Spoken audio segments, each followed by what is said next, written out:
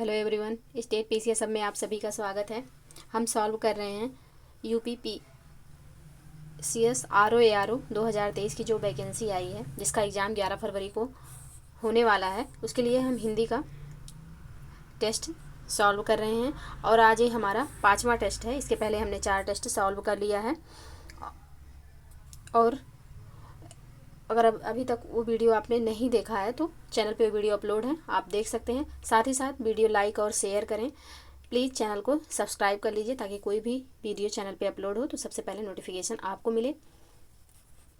साथ ही साथ हमने पीसीएस मंत्रा और ध्येय आईएएस की हिंदी की टेस्ट सीरीज जो पीसीएस मंत्रा और ध्येय आईएएस द्वारा संचालित हैं उनकी टेस्ट सीरीज को सॉल्व किया है और ये भी वीडियो चैनल पे अपलोड है। आप और प्लेलिस्ट भी बना दी गई है, आप वहाँ पे देख सकते हैं।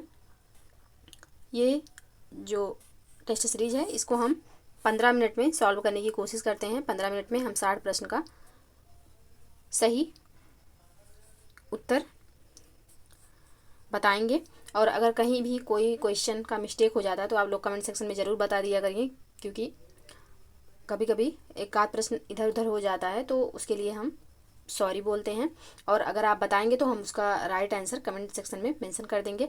और इस टेस्ट सीरीज का पीडीएफ इस वीडियो के डिस्क्रिप्शन बॉक्स में जो टेलीग्राम का लिंक दिया गया है वहाँ से आप लोग डाउनलोड कर सकते हैं। टेलीग्राम हमारा ज्वाइन कर लीजिए, टेलीग्राम चैनल। वहाँ करंट अफेयर से संबंधित जो करंट डेली का आता रहता है वो हम वहाँ पे अपलोड करते हैं और वो भी आपके एग्ज़ाम के लिए बेहद फ़ायदेमंद होगा। तो चलिए स्टार्ट करते हैं ये टेस्ट सीरीज। प्रश्न है, जो किसी बात या उक्ति को तुरंत सोचने के लिए एक शब्द होगा तो उसके लिए एक शब्द क्या होगा? तो ऑप्शन सी प्रत्युत्पन्न मति होगा, उसके लिए एक शब्द। ऑप्शन सी बिल्कुल सही है। नेक्स्ट प्रश्न है, किए गए उपकार का फल ना मानने वाला व्याकरण की दृष्टि से क्या है? तो किए गए उपकार का फल ना मानने वाला उपकरण की दृष्टि से क्या है? तो यह है ऑप्शन ए कृतघ्न। नेक्स्ट प्रश्न है प्रश्न संख्या 3, युद्ध की इच्छा रखने वाला कहलाता है। युद्ध की इच्छा रखने वाला कहलाएगा युयुत्सु, लड़ाकू, युद्धेच्छु। ऑप्शन डी यहाँ पे होगा, सभी कहलाएगा। तो इसका सही आंसर होगा प्रश्न संख्या 3 का ऑप्शन डी। नेक्स्ट प्रश्न है प्रश्न संख्या 4, निष्पृह का अर्थ है। निष्पृह का अर्थ होगा ऑप्शन सी जो इच्छा रहित हो। ऑप्शन सी यहाँ पे बिल्कुल सही हो जाएगा। नेक्स्ट प्रश्न है प्रश्न संख्या 5, जो पूजा के योग्य हो उसे कहा जाएगा। जो पूजा के योग्य हो उसे क्या कहा जाएगा? तो उसे कहा जाएगा ऑप्शन ए पूजनीय। नेक्स्ट प्रश्न है प्रश्न संख्या 6, कृतघ्न का शब्द का सही अर्थ है जो, तो इसका सही अर्थ होगा जो किए गए उपकार को नहीं मानता है उसे कृतघ्न बोलते हैं। ऑप्शन बी बिल्कुल सही है। नेक्स्ट प्रश्न है प्रश्न संख्या 7, बहुज्ञ शब्द का सही अर्थ है। बहुज्ञ शब्द का सही अर्थ क्या है? तो ऑप्शन ए होगा जो बहुत जानकार हो, वह इसका सही अर्थ होगा, ऑप्शन ए। नेक्स्ट प्रश्न है प्रश्न संख्या 8, जिसे किसी से लगाव ना हो। जिसे किसी से लगाव ना हो उसके लिए एक शब्द होगा, ऑप्शन बी निर्लिप्त। नेक्स्ट प्रश्न है प्रश्न संख्या 9, पीछे पीछे चलने वाला वाक्यांश के लिए एक शब्द है। पीछे पीछे चलने वाला, तो इसके लिए एक शब्द होगा, ऑप्शन सी अनुगामी। ऑप्शन सी बिल्कुल सही है। नेक्स्ट प्रश्न है प्रश्न संख्या 10, जिसकी कोई कीमत ना हो सके वाक्यांश के लिए एक शब्द है। जिसकी कोई कीमत ना हो सके वाक्यांश के लिए एक शब्द क्या होगा? तो इसका एक शब्द होगा ऑप्शन सी अमूल्य। नेक्स्ट प्रश्न है प्रश्न संख्या 11, अवर का विलोम शब्द है। अवर का विलोम शब्द है तो इसका सही आंसर होगा ऑप्शन सी प्रवर। नेक्स्ट प्रश्न है प्रश्न संख्या 12, जटिल का विलोम शब्द है। तो जटिल का विलोम शब्द क्या होगा? तो ऑप्शन ए सरल जो है जटिल का विलोम शब्द होगा। नेक्स्ट प्रश्न है प्रश्न संख्या 13, विलोम की दृष्टि से एक युग्म अशुद्ध है। विलोम की दृष्टि से एक युग्म यहाँ पे अशुद्ध है, तो वह कौन सा है?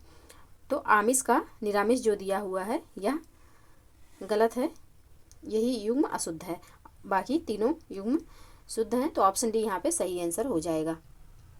आमिष का विलोम होता है सामिष, जानना की निरामिष, तो ऑप्शन डी यहाँ पे सही है। नेक्स्ट प्रश्न है प्रश्न संख्या 14, संकीर्ण का विलोम है। संकीर्ण का विलोम क्या है? तो इसका विलोम होगा ऑप्शन डी विस्तीर्ण। नेक्स्ट प्रश्न है प्रश्न संख्या 15, अनुरक्ति का विलोम है। अनुरक्ति का विलोम क्या है? तो इसका सही आंसर होगा ऑप्शन बी विरक्ति। नेक्स्ट प्रश्न है प्रश्न संख्या 16, विग्रह का विलोम होगा। विग्रह का विलोम क्या होगा? तो इसका सही आंसर होगा संधि। विग्रह का विलोम है संधि, ऑप्शन ए होगा। नेक्स्ट प्रश्न है प्रश्न संख्या निषिद्ध 17। निषिद्ध का सर्वथा उपयुक्त विपरीतार्थक शब्द है। निषिद्ध का विपरीतार्थक शब्द होगा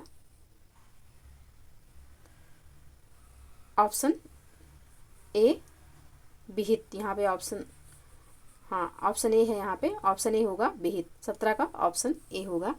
निषिद्ध का सर्वथा उपयुक्त विपरीतार्थक शब्द है तो विहित, ऑप्शन ए सही है। नेक्स्ट प्रश्न है प्रश्न संख्या 18। पोषक का उपयुक्त विपरीतार्थक शब्द है। विपरीतार्थक शब्द क्या होगा पोषक का? तो यहाँ पे ऑप्शन डी है। पोषक का सही होगा ऑप्शन डी शोषक। नेक्स्ट प्रश्न है प्रश्न संख्या 19। स्पृश्य का विलोम होगा, पृष्ठ का विलोम होगा, तो इसका विलोम होगा ऑप्शन डी अस्पृश्य, ऑप्शन डी सही है। नेक्स्ट प्रश्न है प्रश्न संख्या 20।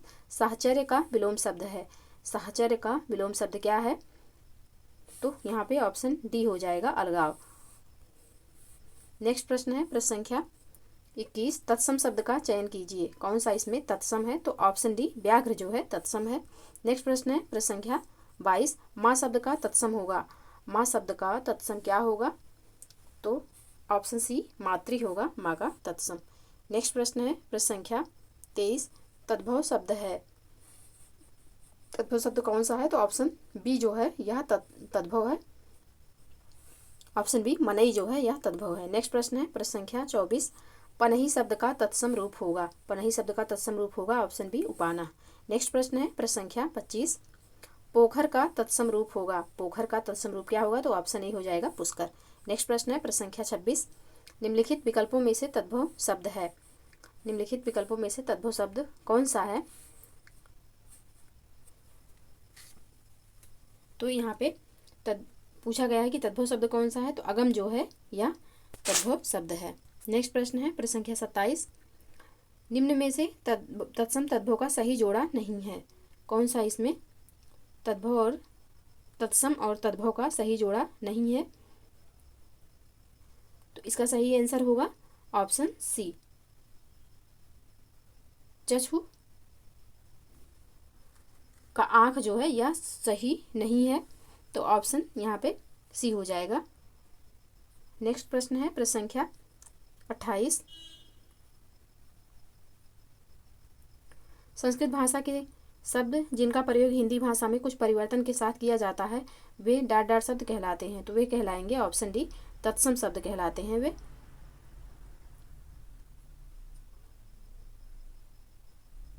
ऑप्शन डी हो जाएगा। नेक्स्ट प्रश्न है प्रश्न संख्या 29। निम्नलिखित में से तद्भव शब्द है। कौन सा तद्भव शब्द है? तो ऑप्शन डी काज जो है यह तद्भव शब्द है, इसका तत्सम रूप होगा कार्य, ऑप्शन डी यहाँ पे सही है। नेक्स्ट प्रश्न है प्रश्न संख्या 30। इनमें से किस विकल्प में सभी शब्द तत्सम हैं? तो इसमें कौन सा ऐसा विकल्प है जिसमें सभी तत्सम हैं? तो संकट, सकट और सहज, ये जो तीनों हैं यह तत्सम शब्द हैं, तो ऑप्शन सी यहाँ पे सही आंसर हो जाएगा।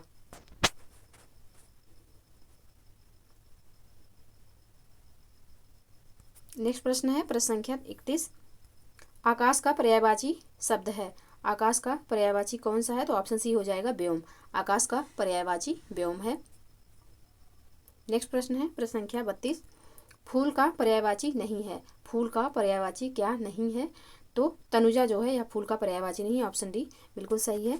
नेक्स्ट प्रश्न है प्रश्न संख्या 33। महादेव का पर्यायवाची शब्द चुनिए।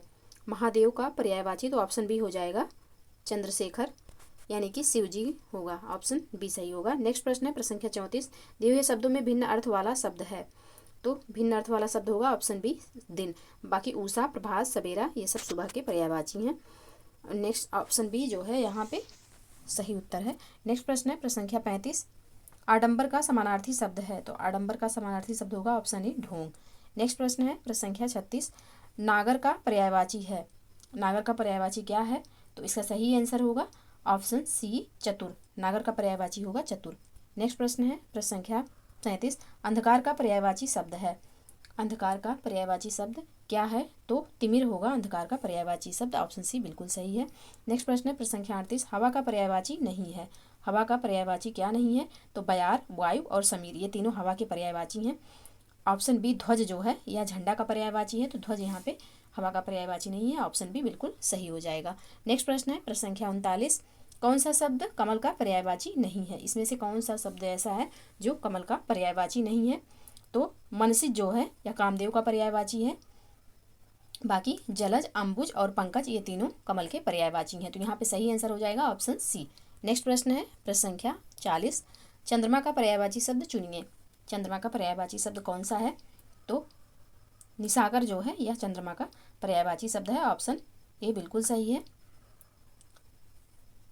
निशाचर जो है यह राक्षस का पर्यायवाची है। कृषाणु अग्नि का पर्यायवाची है। तरण जो है यह नाव का पर्यायवाची है। तो ऑप्शन ए जो है वह चंद्रमा का पर्यायवाची है। ऑप्शन यहाँ पे सही आंसर है। नेक्स्ट प्रश्न है प्रश्न संख्या 41, वाक्य शुद्ध है, कौन सा वाक्य इसमें शुद्ध है?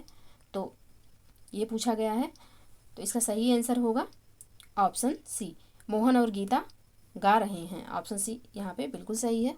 नेक्स्ट प्रश्न है प्रश्न संख्या 42, निम्न इनमें से शुद्ध वर्तनी का शब्द है। शुद्ध वर्तनी का शब्द कौन सा है? तो इसका सही आंसर होगा ऑप्शन ए, हिरण्यकश्यप जो है यह शुद्ध वर्तनी का शब्द है। नेक्स्ट प्रश्न है प्रश्न संख्या 43, इनमें से अशुद्ध वर्तनी का शब्द है। अशुद्ध वर्तनी का शब्द कौन सा है? तो ऑप्शन डी हो जाएगा अशुद्ध वर्तनी का शब्द। ये शब्द बार बार पूछा जाता है और इस का शुद्ध रूप ऐसे होगा सन्यासी, इस तरीके से लिखा जाएगा, ये शुद्ध रूप है। तो इसमें पूछा गया अशुद्ध वर्तनी किसकी है? तो ऑप्शन डी यहाँ पे जो है ऑप्शन डी बिल्कुल सही हो जाएगा, इसकी वर्तनी अशुद्ध है। साथ ही साथ आपको बता दें कि हमने घटना चक्र का पूर्वावलोकन पूरा सॉल्व किया है और अपने चैनल पे अपलोड किया है। आप लोगों ने अगर अभी तक नहीं देखा है वीडियो वो, तो प्लेलिस्ट भी बन गई है, आप लोग देख सकते हैं। और जो कि आपकी ये जो RO की तैयारी है उसमें आपको बहुत ही लाभदायक साबित होगा। तो अगर आपने हिंदी अभी तक नहीं पढ़ा है तो हिंदी वहाँ से पढ़ना स्टार्ट कर दीजिए। साथ ही साथ वर्तनी और वाक्य शुद्धि का अभ्यास डेली करते रहिए, क्योंकि यही टॉपिक थोड़ा ज़्यादा टफ पड़ता है, बाकी और टॉपिक थोड़ा इजी है इनके कंपैरिजन में। तो चलिए नेक्स्ट प्रश्न सॉल्व करते हैं। निम्न में से शुद्ध वर्तनी वाला शब्द है। शुद्ध वर्तनी का शब्द कौन सा है इसमें? तो ऑप्शन ए, उज्ज्वल जो है यह बहुत बार पूछा जाने वाला शब्द है। इसको हूबहू आप लोग लिख के भी प्रैक्टिस कर लीजिएगा कि उज्ज्वल इस तरीके से लिखा जाता है। तो शुद्ध वर्तनी का शब्द क्या है? ऑप्शन ए हो जाएगा उज्ज्वल। ऑप्शन ए बिल्कुल सही हो जाएगा। नेक्स्ट प्रश्न है प्रश्न संख्या 45, निम्नलिखित शब्दों में से किसकी वर्तनी शुद्ध है? किसकी वर्तनी यहाँ पे शुद्ध है? तो इसका सही आंसर होगा ऑप्शन ए, संन्यास जो है यह बिल्कुल शुद्ध रूप में लिखा हुआ है। नेक्स्ट प्रश्न संख्या 46, निम्नलिखित वाक्यों में से शुद्ध रूप चुनिए। तो इसमें शुद्ध रूप चुनने के लिए बोल रहा है, तो देखते हैं इसका सही आंसर क्या है। तो हमारी आयुष्मती कन्या का विवाह होने जा रहा है। जब जिसका विवाह नहीं हुआ हो उसके लिए आयुष्मती का प्रयोग होता है, जिसकी शादी हो गई हो उसके लिए सौभाग्यवती। तो ऑप्शन बी यहाँ पे बिल्कुल शुद्ध रूप में लिखा हुआ है। नेक्स्ट प्रश्न है प्रश्न संख्या 48, शुद्ध वाक्य है, कौन सा वाक्य इसमें शुद्ध है? तो राम ने एक थैला और 2 पुस्तकें खरीदी, बिल्कुल शुद्ध है। ऑप्शन बी यहाँ पे होगा सही आंसर। नेक्स्ट प्रश्न है प्रश्न संख्या 49, वर्तनी की दृष्टि से शुद्ध शब्द है। वर्तनी की दृष्टि से शुद्ध शब्द कौन सा है? तो इसका सही आंसर होगा आनुषंगिक। आनुषंगिक ऐसे ही लिखा जाएगा, ऑप्शन सी बिल्कुल सही है। नेक्स्ट प्रश्न है प्रश्न संख्या 50, वर्तनी की दृष्टि से शुद्ध शब्द है। तो ऑप्शन बी परीक्षा जो है यह वर्तनी की दृष्टि से शुद्ध शब्द है। नेक्स्ट प्रश्न है प्रश्न संख्या 51, विशेष के पहले लगने वाले विशेषण काला, सफ़ेद, अच्छी को कौन सा विशेषण कहते हैं? विशेष के पहले लगने वाले विशेषण को, तो इसमें पूछा है कि कौन सा विशेषण कहते हैं? तो इसे उद्देश्य विशेषण कहते हैं। ऑप्शन बी बिल्कुल सही आंसर है। नेक्स्ट प्रश्न है प्रश्न संख्या 52, विशेष क्या होता है? तो जिस शब्द की विशेषता बताई जाए वह विशेष से होता है। ऑप्शन सी यहाँ पे बिल्कुल सही आंसर हो जाएगा। नेक्स्ट प्रश्न है प्रश्न संख्या 53, प्रयोग के आधार पर पांडु शब्द होगा। तो यह विशेषण और विशेष्य दोनों होगा। ऑप्शन सी बिल्कुल सही आंसर है। नेक्स्ट प्रश्न है प्रश्न संख्या 54, चतुर विद्यार्थी से प्रश्न पूछो, इस वाक्य में कौन सा शब्द विशेषण है? चतुर विद्यार्थी से प्रश्न पूछो, तो यहाँ पे ऑप्शन डी हो जाएगा। चतुर जो है यह अपने विशेषण है और विद्यार्थी यहाँ पे विशेष से है। नेक्स्ट प्रश्न है प्रश्न संख्या 55, वह आदमी जो कल आपके घर आया था बहुत बड़ा ठग है। इस वाक्य में कितने विशेषण हैं? इस वाक्य में पूछा गया है कितने विशेषण हैं। तो यहाँ पे वह आदमी जो कल आपके घर आया था बहुत बड़ा ठग है, तो इसमें टोटल ऑप्शन सी 4 विशेषण का प्रयोग हुआ है। ऑप्शन सी होगा 4 विशेषण यहाँ पे हैं। नेक्स्ट है प्रश्न संख्या 56, धुंधला शब्द विशेषण है। धुंधला शब्द कौन सा विशेषण है? तो यह होगा ऑप्शन बी गुणवाचक विशेषण होगा धुंधला शब्द। नेक्स्ट प्रश्न है प्रश्न संख्या 57, नीचे दिए गए किस वाक्य में विशेषण का प्रयोग हुआ है? किस वाक्य में विशेषण का प्रयोग हुआ है? तो राम ने रोटी खाकर और रोटी परोसी, इसमें विशेषण का प्रयोग हुआ है। ऑप्शन सी बिल्कुल सही आंसर है। नेक्स्ट प्रश्न है प्रश्न संख्या 58, उत्साह शब्द का विशेषण है। उत्साह शब्द का विशेषण क्या होगा? तो इसका विशेषण होगा ऑप्शन बी उत्साहित। नेक्स्ट प्रश्न है प्रश्न संख्या 59, श्याम मोहन से अधिक ईमानदार है। इस वाक्य में कौन सा शब्द विशेषण है? तो इसमें हो जाएगा ऑप्शन सी अधिक। ऑप्शन सी यहाँ पे बिल्कुल सही आंसर, अधिक जो है यह विशेषण है। नेक्स्ट प्रश्न है, एक प्रतिभा संपन्न छात्र का विशेषण होगा। तो एक प्रतिभा संपन्न छात्र के लिए जो एक विशेषण होता है वह होता है ऑप्शन डी मेधावी। ऑप्शन डी यहाँ पे बिल्कुल सही आंसर हो जाएगा। तो ये रहे आज 5वीं टेस्ट सीरीज के 60 प्रश्न हमने सॉल्व कर लिए। आप लोग प्लीज़ वीडियो को लाइक और शेयर करना ना भूलें, चैनल को प्लीज़ सब्सक्राइब कर लीजिए। पढ़ते रहिए, स्वस्थ रहिए। मिलते हैं अगले वीडियो में, तब तक के लिए जय हिंद, जय भारत।